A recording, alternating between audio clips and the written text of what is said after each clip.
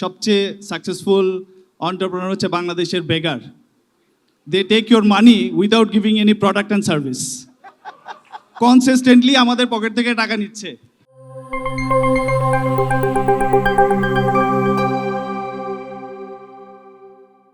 Entrepreneur ওয়ার্ডটা কিন্তু খুব কুল। ভাইয়া জানে কুল যতটা কষ্ট ততটা না ভাইয়া। রাইট, কুল আর কষ্ট একসাথে।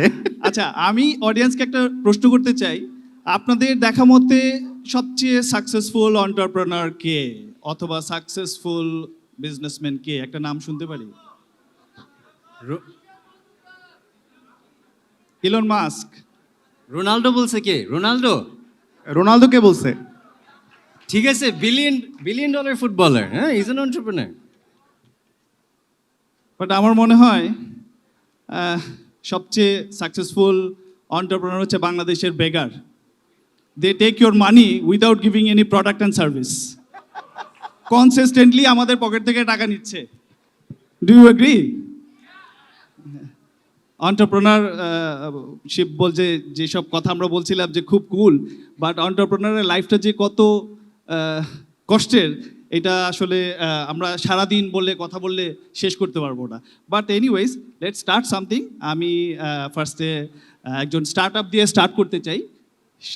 শাহির, সবাই দেশের বাইরে চলে যায় পড়াশোনা শেষ করে, এই দেশের কোনো ভবিষ্যৎ নেই, এই দেশে কোনো কিছু হবে না, আমি লন্ডন যাব, আমি আমেরিকা যাব, আমি অন্য দেশে চলে যাব, এই দেশে কিছুই হবে না। বাট ইউ কেম ব্যাক, হ্যাঁ, এখানে এসে। Why and how did you start? কেন আসলাম জানি না ভাইয়া। হ্যাঁ, না না সো ভাইয়া, আমি তো অনেক বছর বিদেশে ছিলাম। হ্যাঁ, তো মোটামুটি ইউনিভার্সিটি করতেই গিয়েছিলাম স্কলারশিপ পেয়ে কার্ডিফে। তো এটা ইউকেতে, ওয়েলসে। তারপর ওখান থেকে কেমনে কেন জানি থেকে যাওয়া হয়। তো ব্যাংকিংয়ে ছিলাম অলমোস্ট 10 বছর। 10 বছর অ্যাকচুয়ালি, সো তার মানে চাকরি করেছি আমি, 10-12 বছর চাকরি করেছি, অনেক কিছু শিখেছি বার্কলেজ, HSBCতে। তারপর পরে চিন্তা করলাম যে আসলে আমার ফেরত আসতে হবে, কারণ দেশে দেশে থাকা, দেশে সবসময় একটা ইচ্ছা ছিল কিছু করার। হ্যাঁ, তো ওই দিক থেকে বাবা মাও সারা জীবন শিক্ষকতার সাথে জড়িত। হ্যাঁ, বাবা ঢাকা ইউনিভার্সিটিতে প্রফেসর ছিলেন, রিটায়ার্ড এখন। মা সানবিমসে, মানে একটা স্কুলে যেখানে আমি পড়েছি সেখানে পড়াচ্ছে।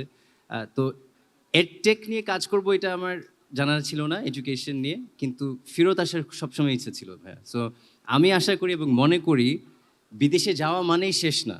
আপনি যদি বিদেশে যান, আবার ফেরত আসারও জায়গা আছে। হ্যাঁ, তো ওইটার থেকে আমারটা শুরু। কিন্তু ভাই, আমি তাহলে আসলে এন্টারপ্রেনারশিপ কিন্তু একটা খুব ব্রড জায়গা। মানে আমি যেটা বলবো, আমরা যেটা করি ওটা ডিজিটাল এন্টারপ্রেনারশিপ, হয়তো অনেকজন জানেন।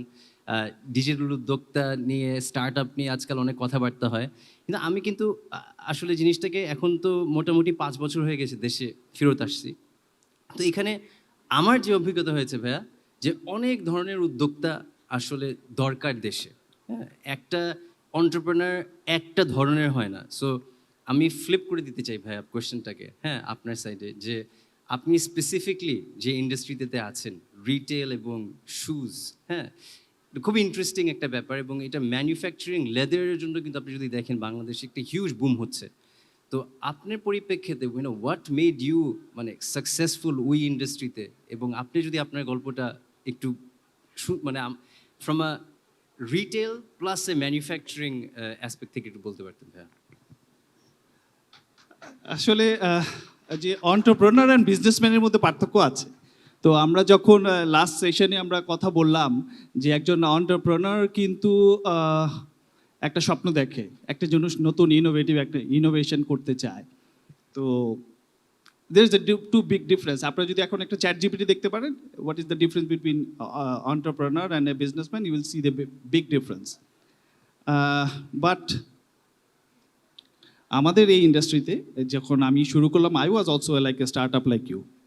আমাদের আমি আসলে কথাটা বলতে যাচ্ছি যে আমরা কিভাবে শুরু করলাম আর কিভাবে যাচ্ছি আর কি। তো আমাদের before I start this footwear business, আমাদের আসলে আরও কয়েকটা ব্যবসা ছিল। ওই ব্যবসা ফ্যামিলি বিজনেস ছিল। ওখান থেকে একটা ভালো অভিজ্ঞতা আমার হয়েছে। আমরা বাংলাদেশে জুতার ফর্মা তৈরি করি এবং শু লাস্ট তৈরি করি, যেটা বাংলাদেশি সব জুতার ফ্যাক্টরিরা ইউজ করে। তো ওখানে সব যেতে যেতে জুতার ফ্যাক্টরিতে যেতে যেতে কিন্তু একটা ভালোবাসা হয়ে যায়। সো ফার্স্ট থিং একটা ভালোবাসা হতে হবে, একটা প্যাশন থাকতে হবে। সো ওখান থেকেই শুরু, এবং একদিন একটা জায়গায় গ্যাপ পেলাম যে জুতা পরতে পেরে দেখি জুতা আরাম হয় না, খুব আনকমফোর্টেবল জুতা। আমার ওয়াইফ বলে আনকমফোর্টেবল, আমি বলি আনকমফোর্টেবল। তো আমার মনে হলো যে একটা কমফোর্টেবল জুতা যদি বানাতে পারি তাহলে এখানে একটা গ্যাপ আছে। কারণ জুতার কথা চিন্তা করলেই মনে মনে বাংলাদেশে অনেক বড় বড় ব্র্যান্ড আসে, এপেক্স আসে, বাটা আসে, লোটো আসে, অনেক কিছু। তো আমি এভাবে শুরু করব, আচ্ছা এটা তো একটা বড় জিনিস, তো কিভাবে শুরু করা যায়? আই ডিডন্ট হ্যাভ এনি বড় ধরনের চিন্তা ভাবনা নাই। তো আমি বললাম যে না, I have to start something. So আমি বাংলাদেশে কিছু অভিজ্ঞ এবং এক্সপিরিয়েন্স লোকের সাথে কথা বললাম। ওরা বলে, শামীম ভাই এই জুতা বানায়েন না, এই জুতা বাংলাদেশে চলবে না, যেই টাকার দামের কথা বলতেছেন 300 টাকা, এই স্যান্ডেল কেউ কিনবে না। এই স্যান্ডেল মাত্র 100-150 টাকা দামে আমরা বিক্রি করি, আপনার এই জুতা চলবে কোথায়? এই গুলশান ওয়ানানি কিছু ছেলেপেলেরা আছে, ওরাই এই জুতাগুলো পরবে, আর কেউ এটা হবে না। আমি বললাম না, এটা তো একটা গ্যাপ আছে। তো আমি কোনো কিছু না চিন্তা করেই আমি শুরু করে দিলাম। কোথায়? I didn't have any শোরুমস। এই গল্পটা আমি বারে বারে বলি, কোনো শোরুম ছিল না আমাদের। আমাদের শুধু একটা মাত্র ডিজাইন দিয়ে আমরা শুরু করেছি। So can you just imagine যে একটা মাত্র ডিজাইন দিয়ে একটা ফুটওয়্যার কোম্পানি শুরু করা। হ্যাঁ, এখন কয়টা শোরুম? এখন আমাদের ফ্র্যাঞ্চাইজ এবং সহকারে 130 স্টোরস অ্যান্ড 250 কাউন্টার্স। মাশাআল্লাহ, 250 কাউন্টার্স। জোস। সো আমরা তারপরে আরেকটু পরে যাব। তারপরে এইটা হচ্ছে শুরু, এবং এখানে একটা শেষ আসলো যে 250 কাউন্টার এবং 100-150 স্টোর নিয়ে কাজ করছি। তারপরে আমি আবার আরেকটু গল্প বলবো। আমি এখন একটু আমিন ভাইয়ের কাছে যেতে চাই আর কি, ওনার গল্পটা কিভাবে শুরু হলো একটু শুনি। আচ্ছা, হ্যাঁ, thank you so much for inviting me. কথা বলার আগে তালি পড়ছি, ইন্টারেস্টিং। সো হাউসফুল ইভেন্ট আমাদের দেখতে সবসময় খুবই ভালো লাগে। অ্যান্ড আমি চাবো আমি কথা শুরু করার আগে এই যে সবাই আমাদের কথা শুনছেন, আপনাদের সবার জন্য একটা তালি দেন, বড় একটা তালি। So thank you so much. I am very fortunate, Shamim ভাই, শাহির ভাইয়ের সাথে বসে আছি এক স্টেজে। আমাদের জার্নিটা খুবই মজার, আলহামদুলিল্লাহ। আমার wife she is on the way, আসছে। সো ও আর আমি মিলে আমরা 2010 সালে একটা সিনেমা দেখি, ব্যান্ড বাজা বারাত। কে কে দেখেছে এখানে ব্যান্ড বাজা বারাত? আরে বা, বহুত মানুষ। সি, ওয়ান সিনেমা দেয়ার, ওয়ান আইডিয়া হেয়ার। সো ওই সিনেমা দেখার পরে আমরা তখন বিবিএ স্টুডেন্ট, নর্থ সাউথ ইউনিভার্সিটিতে। তো আমরা চিন্তা করলাম যে কি করা যায়, এই যে ব্যবসা পড়ছি, আরও ওই যে এত জিনিসপত্র পড়বো, এটাকে খাটাবো কোথায়? We come from very professional family. আমার বাবা মা ডাক্তার, আমার শাশুড়ি ডাক্তার, আমার শ্বশুর ইন্তেকাল করছিলেন, অ্যাডভোকেট ছিলেন। সো আমরা চিন্তা করলাম যে ঠিক আছে, now we will do business, কিন্তু টাকা কই? আমাদের টাকা নাই। তো আমি আমার মাকে একটা পিচ ডেক তখন বানাই দিলাম, তখন পিচ ডেক তো বুঝতাম না। আমি একটা পাওয়ার পয়েন্ট স্লাইড দিলাম যে দেখো, আমার একটা ক্যামেরা কিনতে হবে। সো এই ক্যামেরাটা দিয়ে আমরা এই কাজ করব। এবং আমি আর আমার ওয়াইফ দুইজনে আমরা বেসিক ফটোগ্রাফি তখন শিখেছি। সো প্রেজেন্টেশন দেওয়ার পর মা বললো ঠিক আছে, গ্র্যান্টেড। আমার হচ্ছে মায়ের দোয়া কোম্পানি। সো প্রবাবলি মা ক্যামেরা দিয়েছিল দেখে এখনো এত দূর চলছে। সো ওটা দিয়ে আমরা শুরু করলাম। আমরা একটা ফেসবুক পেজ খুললাম 2011 সালে। ওই সময় ফেসবুক পেজ যে কি জিনিস সেটা আমরা নিজেরাও বুঝি না। খুলে বসে থাকলাম, এবং সেখানে কোনো বিয়ের ছবি নাই, কারণ আমরা তো কোনো বিয়ের ছবি তুলি নাই। তো তখন আমি ইউসিবিতে চাকরি করি। আমার বড় ভাইয়ের ফ্রেন্ডকে আমি বললাম, ভাইয়া তখন জিপিতে ছিলেন উনি, বললাম যে ভাইয়া আপনি তো উইকেন্ডে খ্যাপ মারেন, আমাদের এই লাইনে একটা কথা ছিল খ্যাপ মারা। তো আমরা অফিস শেষ করে সন্ধ্যার সময় খ্যাপ মারতে যেত। তো আপনি আপনার একটা খ্যাপে আমাকে নিয়ে যান। তো উনি আমাকে 6টা খ্যাপের সুযোগ দিল। দেওয়ার পর উনি বললো কি, আমি তোমার আইডিয়া ভালো, আমি তোমার সাথে কাজ করবো। আচ্ছা ঠিক আছে, এই তো বেশি বেশি দায়িত্ব। এটা আমাদের 15 নম্বর ওয়েডিং সিজন। আল্লাহর রহমতে আমরা 15,000 ক্লায়েন্টের কাজ করেছি এখনো পর্যন্ত। তো এখানে আমার অনেক টিম মেম্বার্স আছেন, অনেকে আসতে পারেননি, ঢাকা চিটাগং অ্যাসাইনমেন্টে আছে। আমাদের দুটো অফিস, ঢাকার চিটাগং, এবং আমরা এখন ফ্যামিলি অফ অলমোস্ট 40 পিপল। একই আমব্রেলার ভিতরে 40 জন আর্টিস্ট, এটা একটা বিশাল ব্যাপার। এটা আমরা অ্যাকোমোডেট করতে পেরেছি আলহামদুলিল্লাহ। তো অ্যাপ বানানোর একটা আইডিয়া, আমরাও একটা অ্যাপ বানাতে চাই আর কি। আমি আসলে কথা বলছি যে এই একটা প্ল্যাটফর্ম পেলাম যেখানে একটা ফ্রি অ্যাডভাইস আমি শাহেরের কাছ থেকে নিয়ে যাবো, কিভাবে অ্যাপ বানাবো, অথবা কিভাবে অ্যাপ বানাতে হলে কি মনোভাব, কি একটা টেকনিক জানতে চাই আর কি। আচ্ছা, এখানে কেউ অ্যাপ বা ডিজিটাল নিয়ে, এই যে দেখি, আপনার নাম, কোম্পানির নাম? মাশাআল্লাহ, সবাই ওকে তালি। ওকে, হ্যাঁ, জয়েন, আমাদের সাথে যোগাযোগ করবেন। হ্যাঁ, এই ফ্রিতে দিও না কিন্তু, এটা এন্টারপ্রেনারশিপের একটা কথা হচ্ছে। হ্যাঁ, আচ্ছা পরে পরে If you are good at something, don't do it for free. Exactly. বলে গেছে জোকার। না বাট অনেস্টলি স্পিকিং আসলে আমাদের এই ভাইয়া যেহেতু অ্যাপ নিয়ে কথা বলছেন এই মুহূর্তে, হ্যাঁ এখানে তো সবাই আমরা এখন মাশাআল্লাহ ইয়াং ইউনিভার্সিটিতে যাচ্ছি, দুনিয়াতে কিন্তু অনেক বড় একটা চেঞ্জ আসতেছে। সো আমি জানি না তোমরা কতদূর জানো, বাট আর্টিফিশিয়াল ইন্টেলিজেন্স কিন্তু ইজ দ্য নিউ রেভলিউশন। হ্যাঁ, তো আমি খুব স্যাড যে আমরা 5 বছর আগে শুরু করছি, এখন নতুন করে আবার শুরু করতে হচ্ছে। সো শিখর ভিতরে আজকে যে ধরনের প্রযুক্তি নিয়ে কাজ হচ্ছে এগুলো সব কিছু নতুন করে লেখা হচ্ছে সো দ্যাট আমাদের প্ল্যাটফর্মটা এআই এনেবলড থাকে, মানে রিয়েলি এআই এনেবলড। কিন্তু এটার মূল ব্যাপারটা কিন্তু ভাই আমি যেটা বলবো যে এখন কিন্তু আরও অনেক সহজ হয়ে গেছে, এবং শুধু বাংলাদেশের জন্য বানানো না, বিদেশের জন্য বানানো বাংলাদেশে বসে। সো একটা দিক থেকে আই এম জেলাস, হ্যাঁ, যে যারা যারা এখানে উদ্যোক্তা নিয়ে হওয়ার চিন্তা করছেন বা ডিজিটাল নিয়ে ভাবছেন, প্লিজ আর্টিফিশিয়াল ইন্টেলিজেন্স নিয়ে ঠিকমতো পড়াশোনা করো, কারণ এটা বাংলাদেশ থেকে পুরো বিশ্বতে যাওয়ার একটা বড় রাস্তা হয়ে গেছে। এবং বাংলাদেশের মার্কেটের জন্য শুধু আর এটা আমরা মানে সীমাবদ্ধ না, হ্যাঁ, এটাকে আসলে আরও অনেক বড়োভাবে দেখা যাবে। সো এটাই বলবো যে ভাইয়া অ্যাপ না, শুধু অ্যাপ, ওয়েবসাইট, এবং এই অ্যাপ ওয়েবসাইট প্ল্যাটফর্মগুলোতে এখন ভাইয়া যেভাবে কাজ করা যায় with AI, the sky is the limit, you know. AI, artificial intelligence, so আমাদেরকে এটা যেভাবেই হোক এটার সাথে মিশতে হবে নাকি? অবশ্যই ভাই, অবশ্যই অবশ্যই। শামীম ভাই, আমার আপনার কাছে একটা কোয়েশ্চেন আছে, সেটা হচ্ছে যে আপনি বাংলাদেশে খুবই সাফল্যের সাথে ফ্র্যাঞ্চাইজি মডেলে আপনি ফুটওয়্যারের বিজনেস করছেন। সো এখানে অনেকেই বিজনেস করতে চায় এবং স্কেল করতে চায়। স্কেল করার সময় franchise is a very important element. So আপনি এটা যদি একটু আমাদের যারা আছেন অডিয়েন্স তাদের উদ্দেশ্যে, যে ফ্র্যাঞ্চাইজি মডেলটা অ্যাডপ্ট করলেন এবং how you are running it successfully in this scale. Again মানুষের আসলে প্রথমেই বলবো যে একটা ব্যবসা শুরু করতে হলে সবার আগে হলো ভাই আপনার টাকার কথা বলে। সো আপনাকে whether you have enough money in your pocket or not. তো আমার পক্ষে সম্ভব ছিল না যে বাংলাদেশে 100 শোরুম করব। তো 100 শোরুম করার মতো ক্ষমতা আমার ছিল না। তো আমাদের প্রথম শোরুমটা ছিল মাত্র 60 স্কোয়ার ফিট, এখনও আছে। সেকেন্ড শোরুমটা হচ্ছে আমাদের একটা শাইন স্কুলের পাশে একটা সিঁড়িঘরের ভিতরে। থার্ড শোরুমটা হলো শান্তিনগরে, এটাও মনে হয় 150 স্কোয়ার ফিট। সো এইভাবে তো আর স্কেল করা যায় না। তো আমরা চিন্তা করলাম যে না, আমরা কিছু উদ্যোক্তা তৈরি করি আর কি। আমরা কিছু যারা জুতার ব্যবসা করে না, কারণ ওদেরকে আমরা আনা শুরু করলাম। তো আমরা 5-6টা খুব সাকসেসফুল স্টোরি করতে পারলাম যে আপনারা আমাদের ফ্র্যাঞ্চাইজ নেন, হাতে পায়ে ধরে টরে বললাম ভাই আমি জুতা দিব, আমি সব কিছু করে দিব। সো ওই যে সেলসম্যান, এগেইন আমার কিন্তু দাঁড়ায় দাঁড়ায় ঘুরতে হয়েছে। সো 4টা-5টা যখন আমরা ফ্র্যাঞ্চাইজ করতে পারলাম, এবং খুব অল্প প্রোডাক্ট দিয়ে ওরা যে আমাদের উপর বিশ্বাস রেখেছে। সো আমার যে সাকসেসফুল যে জিনিসটা আমি আমাদের ফ্র্যাঞ্চাইজিদেরকে বোঝাতে পেরেছি অথবা বিশ্বাস করতে পেরেছে যে আমাদের সাথে থাকলে ওরা সাকসেসফুল হবে। সো এইভাবেই আস্তে আস্তে 1টা 2টা 3টা ফ্র্যাঞ্চাইজ হলো, আস্তে আস্তে এটা পপুলারিটি বাড়লো, আস্তে আস্তে হয়ে গেল। আমিও জানি না কিভাবে হলো আর কি। So you have to start somewhere, আমরা কি কিছু কোয়েশ্চেন নিব? কোয়েশ্চেন হ্যাঁ নিতে পারি আমরা যদি কোয়েশ্চেন ফ্রম দ্য অডিয়েন্স, কোনো question? My name is Sadnan Hossain. তো আমার একটা কোয়েশ্চেন ছিল ফান্ডিং এর উপর। Most of the startups are depending on self fund বা বুটস্ট্র্যাপ বলতে পারি, বাট এমন কোনো ওয়ে আছে যেখানে আমরা ইজিলি পিঞ্চ করতে পারবো ফান্ডিং এর জন্য? বিভিন্ন অর্গানাইজেশন হতে পারে বা গভর্নমেন্ট অর্গানাইজেশনের কোনো আন্ডার সেগমেন্ট হতে পারে, বা পার্সোনালি আমি কাউকে গিয়ে অ্যাপ্রোচ করব বা পিঞ্চ করব ফান্ডিং এর জন্য। তো how could I do that? Shahir এটা আপনার।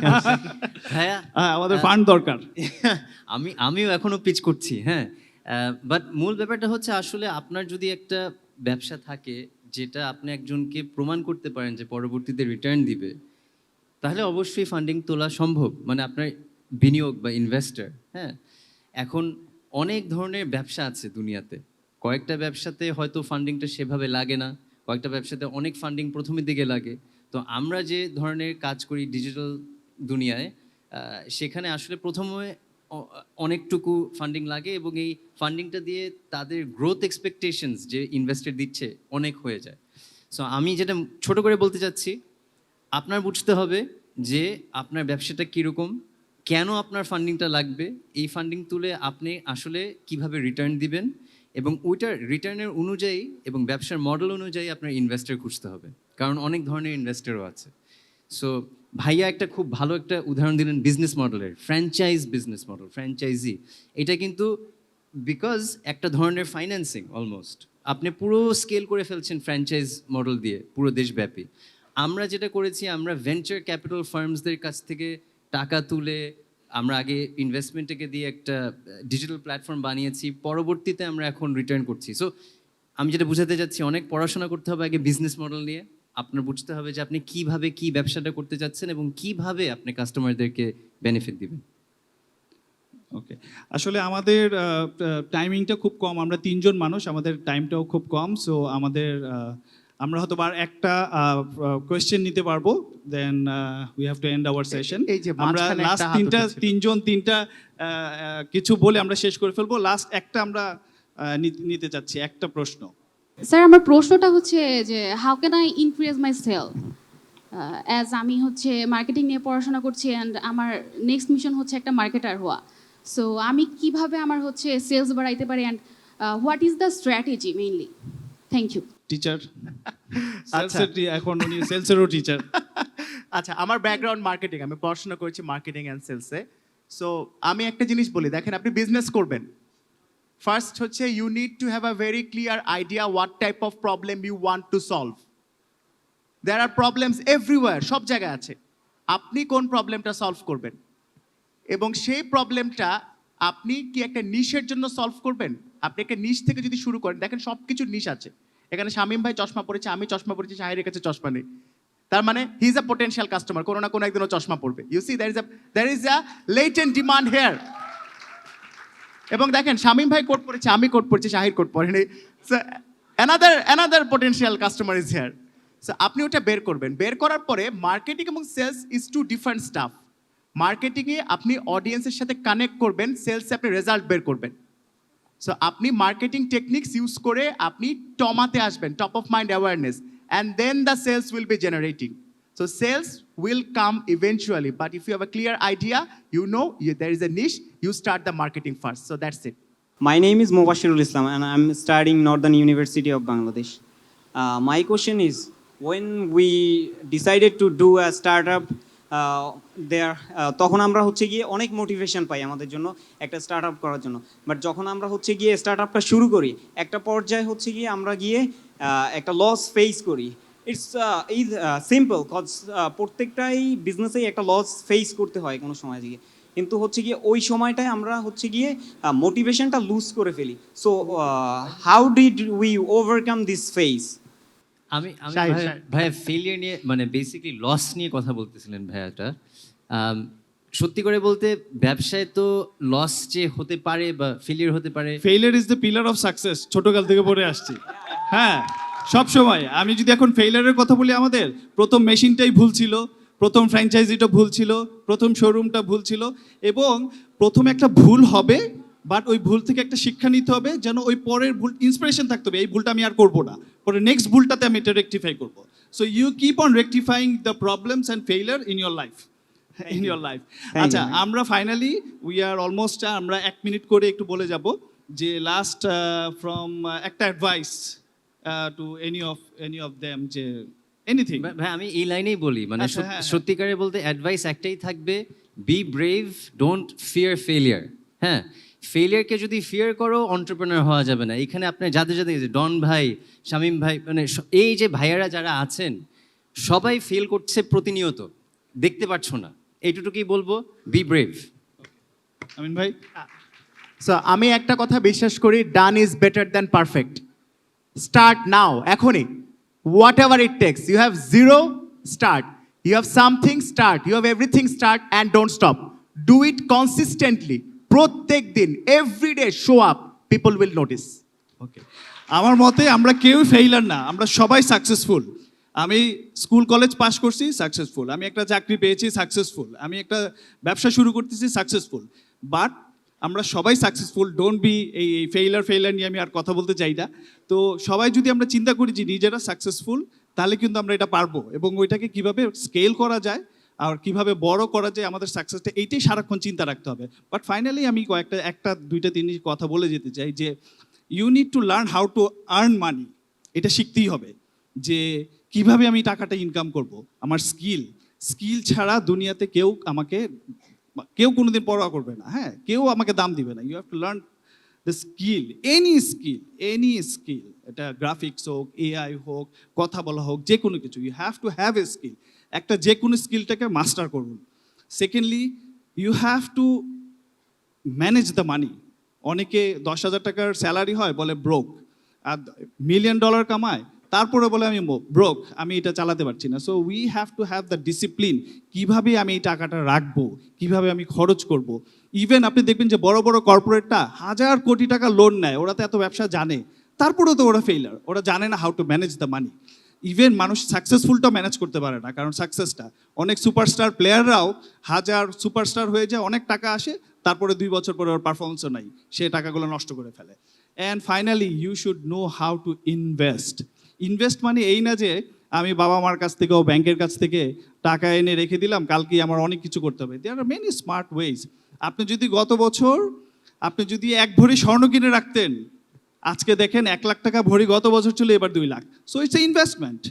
আপনি যদি নিজের উপর ইনভেস্ট করেন, আপনি দেখবেন আপনার নিজের স্বাস্থ্য ভালো থাকবে। আপনি যে কোনো জায়গায় স্টকে ইনভেস্ট করেন, একটা রিয়েল স্টেটে ইনভেস্ট করেন, এই ইনভেস্টমেন্ট মাইন্ড এটা থাকতে হবে। Don't just put your money into the ব্যাংকে টাকা রাখি, ওই টাকা, আপনার টাকা নিয়ে ব্যাংক অনেক লাভ করে, ওই টাকা আবার আমাদেরকে দেয়।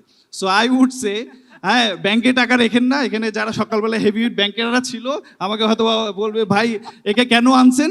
So don't keep money in the bank, invest somewhere, জমি কিনেন, যে কোনো কিছু করেন। হ্যাঁ, ওকে, থ্যাংক ইউ ভেরি মাচ।